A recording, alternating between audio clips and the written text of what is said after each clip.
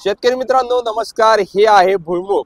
तर हे आहे भुईमुगाचं बियाणं आणि तुम्हाला जर या उन्हाळ्यामध्ये भुईमुग पिकाची लागवड करायची तर कशा पद्धतीने कराल तर त्याचीच माहिती तुमच्या समोर आज मी घेऊन आलेलो आहे। जय शिवराय। नमस्कार शेतकरी मित्रांनो, मी मिलिंद भोर स्वागत करतो तुमचं मिलिंद भोर आपल्या परिवारामध्ये शेतीविषयक YouTube चॅनलमध्ये।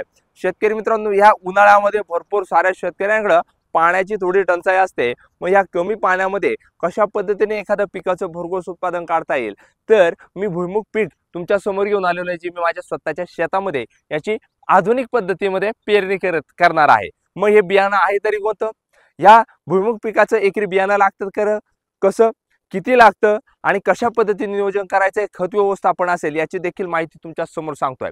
या माहितीसाठी जो कोणी शेतकरी बांधव सर्वप्रथम आपल्या चॅनलवर नवीन असतील आजच व्हिडिओ पाहतात सबस्क्राइब नक्की करायचं आहे। तर शेतकरी मित्रांनो पाहू शकताय भुईमुगाची पेरणी ही माझी चालू आहे, पण कशा पद्धतीने तर पाहू शकताय आपण काय केलेलं आहे की BBF पद्धतीचा वापर केलेला आहे। जे BBF यंत्र आहे तर याचा वापर केलेला आहे। पण भुईमुग पिकाची लागवड करते वेळी बियाणं याची निवड खूप महत्त्वाची असते। मग हे 2 दाण्याचं किंवा 3 दाण्याचं बियाणं आपल्याला लागत असतं। साधारणपणे काही शेतकरी काय करतात ते लाल पंढरपुरी तर ह्या बियाण्याचा वापर करत असतात। काही शेतकरी जे काही गावठी बियाणं आहे याचा देखील वापर करत असतात। पण मी निवडलेला आहे कस्तुरी 108। पण थोडंसं क्षेत्र छोटा असल्यामुळे मी निवडलेला आहे 5 किलो आणि तेही पेरणी पद्धतीने। मग आता ही पेरणी कशा पद्धतीने आहे तर इथं पेटी आहे, तर ह्या पेटीला 2 बॉक्स यामध्ये दिलेले आहे। मागं बियाणं टाकलंय आणि पुढं आहे तर ते खत। हो शेतकरी मित्रांनो, पण इथं पाहू शकता इथं रेझर आपण यामध्ये जोडलेले आहे।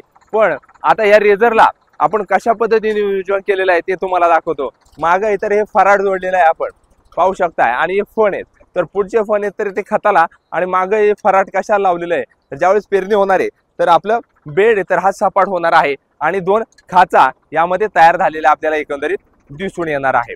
अशा पद्धतीने नियोजन करत असाल। राहिला विषय मागं बियाणं आणि पुढं खत कोणतं टाकाल तर मिनिमम आपल्याला काय करायचं आहे 10-26-26 सध्या उपलब्ध होत नसेल तर तुम्ही 15-15 हे खत घेऊ शकता, यामध्ये पेरणी करू शकता। अशा पद्धतीने हे नियोजन करायचं आहे। पाहू शकता शेतकरी मित्रांनो, आता महत्त्वाचं म्हणजे खाच ही तयार झालेली आहे आणि विशेष म्हणजे आपल्याला 1 2 3 4 या ठिकाणी आपले जे काही पाभार आहेत तर अशा पद्धतीने चालते। एखादं बियाणं तुम्हाला सांगायचं झालं तर हे पाहू शकता अशा पद्धतीने बियाणं इथं पेरणी झालेली आहे। त्यामुळं आणि हे नियोजन करणं गरजेचं आहे। पण राहिला विषय की यामध्ये आपल्या सिंचनाचं कशा पद्धतीने नियोजन करावं तर सिंचनाचं नियोजन करतेवेळी आपल्याला रेन पाईप किंवा स्प्रिंकलर याचा वापर करायचा आहे, कारण हे बेडवर पेरणी केलेलं भुईमुग बियाणं आहे। त्यामुळे शेतकरी मित्रांनो, ह्या उन्हाळ्यामध्ये तुम्हाला भुईमुग पिकाची लागवड करायची कशा पद्धतीने नियोजन करा तर माझ्यासारखं अशा पद्धतीने नियोजन करू शकता, किंवा तुम्ही हाताच्या साहाय्याने देखील भुईमुग लावू शकता, बैलांच्या साहाय्याने देखील पेरणी करू शकता किंवा पाट पाण्यावर देखील करू शकता। अशा पद्धतीने नियोजन करा आणि कमी दिवसामध्ये भरघोस असं उत्पादन भुईमुग पिकाचं मिळवायला विसरू नका। माहिती आवडली अजूनही मिलिंद भोर YouTube चॅनलला सबस्क्राइब केलं नाही सबस्क्राइब नक्की करा। धन्यवाद। जय जवान जय किसान।